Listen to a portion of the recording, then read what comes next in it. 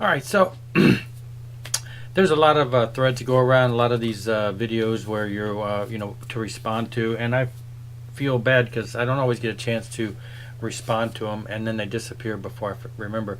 The thing that's interesting is when the first vinyl video, music related video I ever did, was a reply to one of the somebody else in the community, and so that kind of catapulted me into doing further videos. So the first video I did was a response to one of the contests, and so, but then after that, I've only done I think one other one, and I see so many of them, and I keep saying I gotta find time to do that. I want to go ahead and do one as some of these are starting to end this week. I wanted to go ahead and get some of these done. So Noble Records over there has one for the 750 subscribe contest, which he has already way past that, but the contest ends this week, so I'm going to go ahead and get one in since it was, it looks like a fairly easy one with just 5 questions. So I want to try to keep this short and sweet. So the first question: what was your first memory with vinyl? Now, my brother, I have an older brother. I'm the youngest of 3. My older brother was into music way before me because there's 7 years distance in age difference in age. So he had records, growing up. So seeing around the house. Now I used to listen to 45s, a lot of singles. I got into the disco stuff as a kid. Now we're talking mid 70s. And so I had the Grease soundtrack and Saturday Night Fever, and I had Andy Gibb and the Bee Gees and all the things. But it was all 45s. I had one of those little portable record players that you put the top on, you pull the top off, you put the record on, you put the needle, and then a little speaker. Really cheap. You carry it around your carry case. But I had a whole bunch of 45s I used to carry around. So really, that's kind of the first vinyl I had. But really, there's a memory that sticks with me all of these years of 2 albums that I saw around the house. I thought they were just cool album covers. I didn't know anything about these bands, but the album covers were cool. One was News of the World by Queen. My brother had that. I thought the robot was really cool, so that means that album would have been around 77. And then he also had, was it The Great Scam? One of the, Steely Dan had the big snakes on the cover, buildings that looked like snakes. I remember those 2 albums being around the house and just, kind of cool looking at the art. I do also remember my brother had on the back of his door in his bedroom this like white poster of Alice Cooper with he was like no shirt here, but then he had like aluminum foil on his arms, and I thought that was really weird looking. Anyway, those are the first rock or first records, music, older memories that I really have. Now, my first actual vinyl that I have, the memory that I have, would also be the answer to the second question: what was the first record you fell in love with?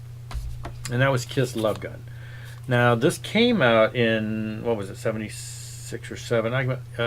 77. I got it probably in 78 after it had been out a little while. Because Kiss Alive 2, I believe, was also out at the time I bought this. This was my first rock purchase on vinyl that I had. I don't have it on vinyl now. I'd like to get it again, but I have the like 2 different versions of the CD. And that's the first time I fell in love with, because it was the first like hard rock album outside of the stuff that I used to listen to. And I played it to death, played it to death, played it to death. And then I started buying all the Kiss I could. I had went back and got all the ones previous to that and all the ones up to that. But that album was the one I had first, and I memorized it and listened to it. I drew my brother taught me the pictures from the band names from the pictures. My brother drew it. I sketched it. We used to draw a lot. Anyway, that was the first time I ever really fell in love with, and so it's near and dear because it was really my first one. Now, third question: what record or records has great significance? Now, I have so much music over the years. I have had so much music. It's really hard. I mean, there's so many that have significance that I would be hard pressed to really kind of narrow it down. What I did decide to do is looking at just the vinyl I have. I've only been regathering a vinyl collection for about a year and a half now, and so I looked at the vinyl I had and just kind of gave it a few minutes to thought. What of the vinyl I have is really significant, and then it all kind of I guess this would be one of the significant ones for me. And this was Stryper, the Yellow and Black Attack. This is the actual album I bought back in the day when it came out that I played to death. I have multiple copies of it now, different colors and stuff. But the this is the one I bought. Now the significance of this is this was the first Christian metal album that I bought back in the day. I was into regular, regular typical metal. I had all the stuff up until this. This came out in '84, so I had everything up. Van Halen, Kiss, Motley Crue, Iron Maiden, Judas, just everything '80s. I had. But I was always brought up as a church kid, and I was a clean cut. Never did anything. Didn't drink, didn't smoke. What did I do? Goody two shoes. I was always a clean cut guy, church going guy, but my one vice would be I listened to a lot of heavy metal. And this album I bought when I was in the military, I bought this and just fell in love with it, and just listened to it to death, and had some troubles in life in those early days in the military, and at one point decided I was going to rededicate my life to God, and I took all of my albums. Don't freak out, don't gasp. I kind of regret doing this now. Had a big collection of albums, lots of imports. I used to buy all kinds of indie bands, all kinds of unknown stuff, anything that looked cool in the indie label section. I took all of those records and threw them away, and just basically wanted to start over and rededicate my life. And one of the albums I kept in my then small record collection was this. I kept this album. And then I went out and found a bunch of other Christian bands that had come out to try to start building a record collection from that. So I picked up stuff like, this is the early days. This is like 84, 85. Really the only things that were out that were like metal would have been Stryper, the first Saint album, the first Messiah Prophet album, a couple Barnabas albums were really hard rocking, the first Leviticus album. That was about it. Philadelphia, 2 albums by Philadelphia, they were pretty hard rock. So my record collection went from hundreds to about 10, and then it grew from there. So this album is really significant. It got me through a hard time in life. It got me back into getting my life straight, and then it kind of grew from there.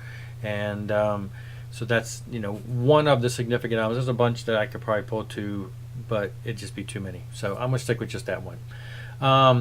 What album did you spend the most on? Now, because I just recently started buying vinyl,